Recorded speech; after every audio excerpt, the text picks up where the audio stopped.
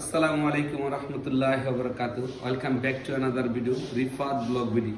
Dear viewers, আজকে যে টপিকসটা নিয়ে আমি আসছি সেটা হচ্ছে আইয়ুবপুর ক্যাপ্টেন আমিত আসলাম উচ্চ বিদ্যালয়ের প্রতিষ্ঠা লগ্ন থেকে এই পর্যন্ত প্রায় 24টা বছর যিনি এই স্কুলে শ্রম দিয়েছেন এবং আমি স্যারের ছাত্র ছিলাম এবং আজকে হয়তো স্যারের সাথে একসাথে শিক্ষকতা পেশা নিয়োজিত।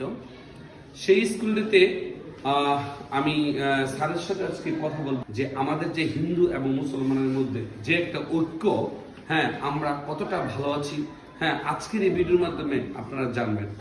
আমি আজকে আমার শিক্ষাগুরু এবং আমার গুরু নারায়ণচন্দ্র দাস স্যার যিনি রয়েছেন, আমি স্যারকে আজকে জিজ্ঞেস করব যে আমরা বাংলাদেশে হিন্দু এবং মুসলমান কতটা ঐক্যভাবে আছি এবং একসাথে আছি এবং একসাথে আমরা বাঁচি, হ্যাঁ, আমাদের মাঝে ধর্মের ভেদাভেদ নেই, সেই বিষয়ে আজকে আমি নারায়ণ স্যারের সাথে কথা বলবো।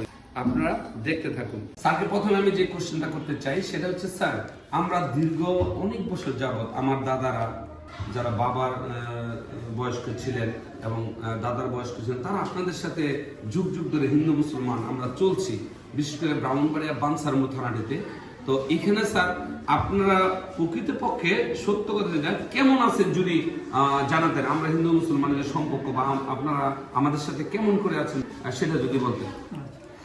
আচ্ছা, প্রথমে আমি আমার ছাত্র আলামিনকে থ্যাঙ্কস এ লট জানাতে চাই, অর্থাৎ অসংখ্য ধন্যবাদ জানাতে চাই এই প্রশ্নগুলির জন্য, কারণ এটি বর্তমানে খুব প্রয়োজন আমাদের, মানে বাংলাদেশ বিশেষ করে, যেহেতু আমরা বাংলাদেশে জন্মগ্রহণ করছি। এই আইয়ুবপুরে আমি আজকে প্রায় 24 বছর উপরে এখানে শিক্ষকতা করতেছি। আমাকে মোটামুটি কম বেশি মানুষ কিছু চিনে এজ এ টিচার হিসেবে, যে আমার ছাত্ররা আজকে প্রতিষ্ঠিত, আমার ছাত্ররা আজকে MBBS ডাক্তার, আমার ছাত্ররা আজকে শিক্ষক, রূপসদী বৃন্দাবন হাই স্কুলের একজন শিক্ষক অনাবল রফিকুল ইসলাম বারেক আমার ছাত্রকে আমি খুব গর্ববোধ করছি যে আমার ছাত্ররা আজকে প্রতিষ্ঠিত, আজকে MBBS ডাক্তার। ডাক্তার এনামুল, যে এনামুলের জন্য মানে আমার বিশেষ দোয়া এবং সারা জীবন আমি তার জন্য দোয়া করে যাব। কারণ কি, সে আমার ছেলে না হইলেও সে আমার ছেলের থেকে একটু কম না, কারণ আমি এনামুলকে নিয়ে গর্ববোধ করতে পারছি। কারণ এনামুল আজকে MBBS ডাক্তার এবং সে সমাজসেবক। আইয়ুবপুর গ্রামে আসলে সে কী করে, যারা দরিদ্র অসহায়, টাকার জন্য ডাক্তার দেখাতে পারে না, সে ওইসব রুগীদেরকে, অর্থাৎ সকল শ্রেণীর মানুষকে, বিশেষ করে যারা গরিব আছে ওইসব রুগীদেরকে সে দেখাশোনা করে এবং প্রেসক্রিপশন দেয়, তাকে মানে তাদেরকে অ্যাডভাইস করে। স্যার, আমি আরেকটা জিনিস বলছি, আপনারা যে যুগ যুগ ধরে আমাদের সাথে আছেন, হ্যাঁ, এই বাংলাদেশে আমরা যে একটা হিন্দু মুসলমান কোনো বৈষম্য না একসাথে আছি, বানসারামপুরে আপনারা কেমন আছেন? তবে আমার জন্মভূমি বাঁশগাড়ি। তবে আমি দেখছি যে ছোটবেলা থেকে হিন্দু এবং মুসলমান খুব একটা ভেদাভেদ ছিল না। বিশেষ করে বানসারামের মধ্যে আইয়ুবপুর গ্রামের মানুষ আমার দাদুকে এবং বাবাকে অনেক ভালোবাসতো। এখনও আমার বাবা দাদার নাম শুনলে করে তারা অনেক প্রশংসা করে। এতে আমি কি মনে করি, গর্ববোধ করি যে আমি এমন বাবার এবং মায়ের ঘরে জন্মগ্রহণ করেছি এবং আমার দাদু এরকম ছিল। এটা আমার তো খুব, মানে আমি প্রাউড ফিল করি, হ্যাঁ, আমার দাদুর জন্য, আমার মায়ের জন্য, আমার বাবার জন্য। হ্যাঁ, যা হোক, আমরা হিন্দু এবং মুসলমান এখন বর্তমানে কেমন আছি, হ্যাঁ, সেইখান থেকে আমি ছোটবেলা থেকে দেখে আসছি হিন্দু মুসলমানের মধ্যে একটা সম্প্রীতি ছিল।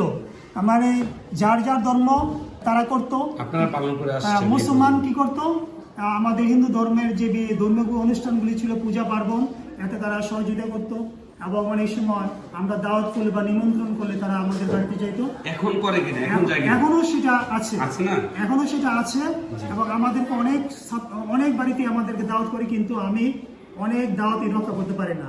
কারণ আমি এখানে দুঃখ প্রকাশ করি বা কারো কাছে বলে ফেলি যে আমি দাওয়াত পেলাম, তোমরা ঈদ করো, আনন্দ করো, ওই আনন্দের সাথে আমি আসি।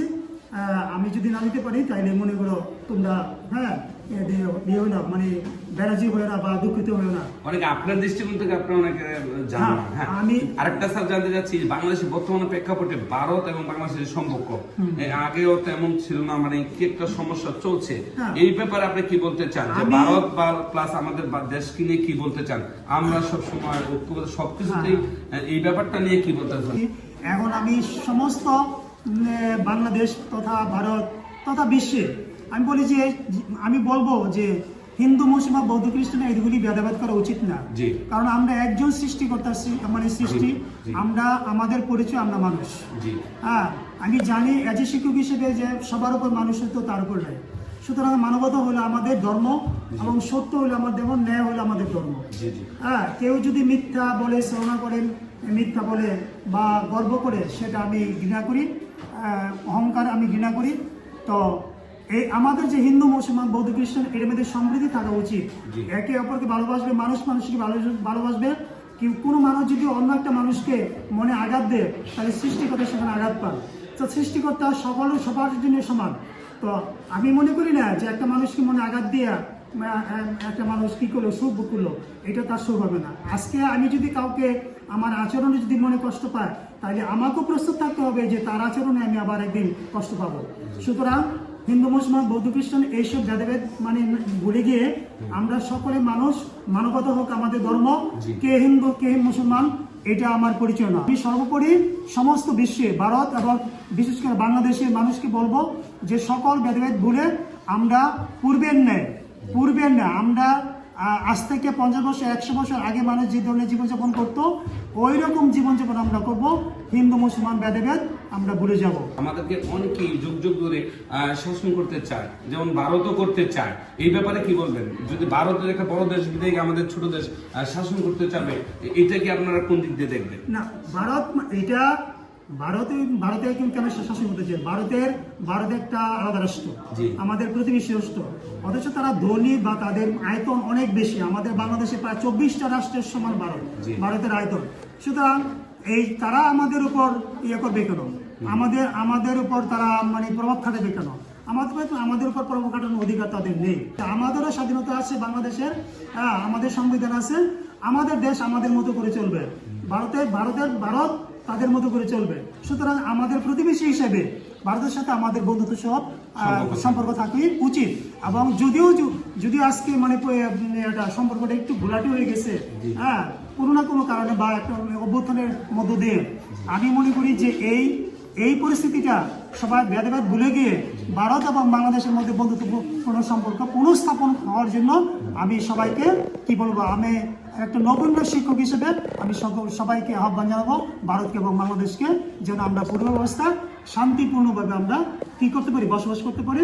এবং দু দেশের মধ্যে যেন আমাদের কি হয়, আদান প্রদান হয় এবং রপ্তানি এবং আমদানি যেন আমাদের আগের মতোই চলতে থাকে।